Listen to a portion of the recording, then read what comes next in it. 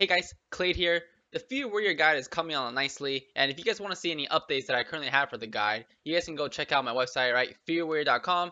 So far, the talents are updated, and also your battlecry cooldown rotations slash priorities are updated on the site. So if you guys want to check that out really quick, I of course will be making a video going over all of this, but if you're impatient for the guide and you kind of want to see me and my process of making the guide as I'm going along, feel free to follow me along on the site. I'll be updating it all right there, and once I have it all written down and all planned out, I'll put out the video for the guide. The biggest finding that I've had while making this currently, on the talents page at least, is that you guys really want to take a look at fresh meat, the talent fresh meat, once you have the tier 20 4-piece. The value of fresh meat goes really high once you have tier 20 4-piece, and that's for two reasons. One is the tier 20 4-piece, first off, if your Bloodthirst critical strikes, when they crit, they have a 50% chance to proc the Raging Thirst, right? Which increases the damage of your Raging Blow by 50% for 8 seconds.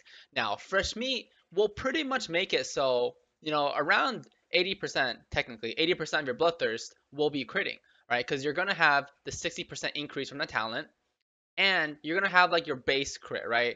Before I swap gears just for this pride asset that we're going to use for sisters, I had around 20% crit. So essentially, I have 80% crit just not even using a single Furious Slash on Bloodthirst. Now, of course, this is only within the first 80% of the fight.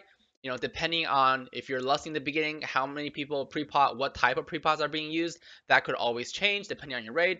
But I do recommend that if you have tier 24 piece, try out fresh meat on a single target fight and see how well it does. Of course, the other thing is that if you guys have been checking out my streams, when we were still doing Nighthold, you guys have seen I was running Bloodbath when we were doing Scorpion, right? Because there's just a constant spawn of ads, and in a fight where you're predominantly using Whirlwind and you're not using Raging Blow that much, Inner Rage doesn't provide that much benefit. So you can try to use Bloodbath for even more burst AoE damage. And you're just going to macro that into your battle cry. If you have a convergence, essentially your battle cry goes on a 30-second cooldown, just about there, and Bloodbath itself is on a 30-second cooldown, so you can almost just time them both together. And the other thing I want to show you guys is that a lot of people have asking, what is the best trinket? How do you use Moonglaze, right? So for single target, currently, if you don't have tier 24 piece and you have the same eye level trinkets, it's very likely, of course, convergence is your best trinket.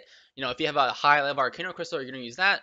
But if not, from TOS, good trinkets are going to be Moonglaze and Cradle. If you don't have tier 20, Moonglaze goes slightly ahead. But once you have the tier 24 piece and the haste becomes more valuable, then Cradle can actually push out ahead. But Cradle is pretty easy to use because you just put the trinket on and just don't fall below 50% HP. That's all there is for that trinket. Now the trinket that people have questions about is the Moonglaze trinket, because the Moonglaze trinket, does damage over 8 seconds, and it's actually the last tick does the most amount of damage. And unfortunately, your battle cry, even with the Reckless Abandon talent, will only last 7 seconds. So if you pop the trinket and battle cry at the same time, it won't work. If you pop, trinket, after you gain enragement in battle cry, it's still going to be slowed. So you actually want to pop the trinket 1 GCD, generally 1 second before your battle cry, so you can get the last tick of Moonglaze buffed by all of your buffs, Battle Cry, Enrage, Frothing Berserker if possible. Now the Frothing Berserker might come and go, but you definitely want the Enrage and the Battle Cry to be buffing the last tick of your Moonglaze. Now generally your GCD should be somewhere around 1.1 to 1.2 seconds. So just using Moonglaze on your first GCD is generally enough. So in a fight, if you have Moonglaze equipped, you're generally going to charge in and you're going to Bloodthirst